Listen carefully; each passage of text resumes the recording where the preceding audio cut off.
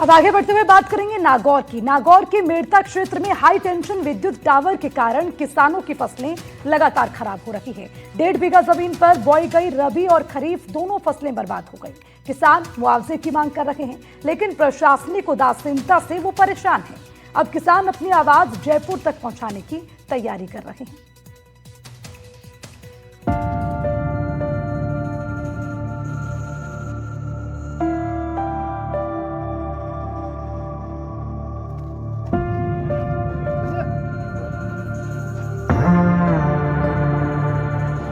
गौर की मेड़ता क्षेत्र का चुड़िया गांव, जहां हर खेत में किसान की मेहनत की कहानी लिखी जाती थी, लेकिन अब वही खेत सूने पड़े हैं। हाई टेंशन विद्युत टावरों की स्थापना ने किसानों की जिंदगी बदल दी है।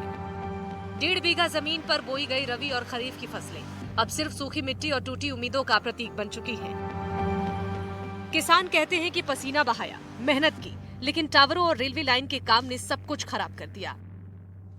रेलवे लाइन है वो उसको कम से कम 10 सड़कें क्रॉस करनी पड़ेगी और इधर से सिर्फ एक जोधपुर रोड और सीधा है जो मेड़ता रोड से मेड़ता सिटी आने वाले इन लाइन को मिलाया जा सकता है।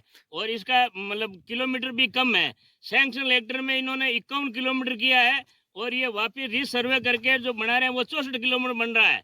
तो सरकार की ये डबल पॉलिसी कैसे चलेगी? राजनीतिक प्रभाव में जो 13 किलोमीटर घुमा कर काफी काश्तकारों का नुकसान किया जाता है, ये हम बर्दाश्त करने वाले नहीं है। इसके लिए हमारे को जो भी आंदोलन करना पड़ेगा और आवश्यकता पड़ी तो हमें न्यायालय की भी शरण लेनी पड़ेगी। निजी और सरकारी कंपनियों के काम से प्रभावित हुए ये खेत अब किसानों के लिए दर्द का सबब बन चुके हैं। कई बार प्रशासन को गुहार लगाई गई, लेकिन जवाब सिर्फ खामोशी रहा। मुआवजे की आस आज भी अधूरी है। गांव के किसान बताते हैं कि ये सिर्फ एक किसान की कहानी नहीं, बल्कि पूरे क्षेत्र की आवाज है। हर किसान की आंखों में वही सवाल है कि कब मिलेगा न्याय, कब मिलेगा मुआवजा।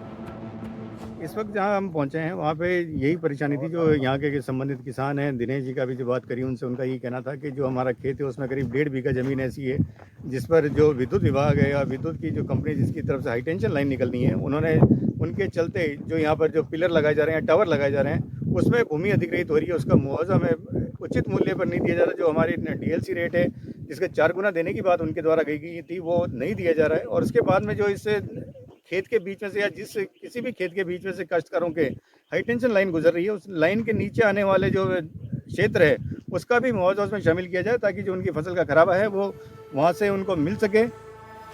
नई रेलवे लाइन और विद्युतीकरण का काम बड़े कृषि क्षेत्र को प्रभावित कर रहे हैं। किसानों का कहना है कि उनकी मेहनत मिट्टी में मिल गई है, लेकिन राहत का कोई रास्ता नहीं दिख रहा है। पहले तो खरीफ की फसल नष्ट हो गई और अभी रबी की फसल है जो ये जो पिलर भरे हैं उसमें रबी की फसल भी नष्ट हो गई। और अभी तक किसान को मुआवजा कहा कि भाई हम 1 महीने के 30 दिनों के अंदर अंदर आपको मुआवजा दे देंगे। जो 8 महीनों से अभी ये काम अटका पड़ा है और किसान के खाते में 1 भी रुपया नहीं आया है। अब किसान महापंचायत के जरिए अपनी आवाज को जयपुर तक पहुंचाने की तैयारी कर रहे हैं। 8 तारीख को किसान महासभा अपनी पीड़ा प्रदेश सरकार के सामने रखेगी। किसानों का कहना है कि फसलें भले ही सूख गई हों, लेकिन उम्मीदें अभी भी जिंदा हैं। उनकी लड़ाई तब तक जारी रहेगी जब तक उन्हें उनका हक नहीं मिल जाता। सर, हमारे परिवार का ये खेत है जो 3 बीघा जमीन आ रही है हमारे परिवार में से, जिसका 1.5 बीघा आंगना बिजली के विभाग ने अंडर कर रखा है यहाँ पे, जिससे बहुत परेशानी हो रही है। 3 बार तो हमारी फसल खराब हो चुकी है यहाँ पर और कोई सुनवाई नहीं हो रही है। बार बार यहाँ व्हीकल आते हैं, बड़े बड़े साधन संपन्न आते हैं, वो यहाँ की फसल को नष्ट कर देते हैं और किसान इतना परेशान है। मेरा परिवार का मेरा भाई है, वो इतना परेशान है कि वो आत्महत्या करने का निर्भर पर आया हुआ है। इसकी कोई सुनवाई नहीं हो रही है। वहाँ पर 4-5 बार हम नागौर गए थे, वहाँ जयपुर गए थे, कोई सुनवाई नहीं हो रही इस चीज़ के मामले में। अब आपकी क्या मांग है सरकार से? सरकार से यही मांग है कि इनकी जो फसल खराब हो रही है, इनकी ज़मीन है इतनी 3 बीघा ज़मीन है, इनका 1.5 बीघा ज़मीन तो खराब हो चुकी है, जिनका मुआवजा थोड़ी अच्छी तरह दें। ये नॉर्मल मुआवजे से कुछ नहीं होने वाला, इनका परिवार का भरण पोषण भी नहीं होता इन चीज़ से। ये कहानी है उन किसानों की जिसने धरती को सींचा, लेकिन टावरों और लापरवाही ने उनकी मेहनत को बर्बाद कर दिया।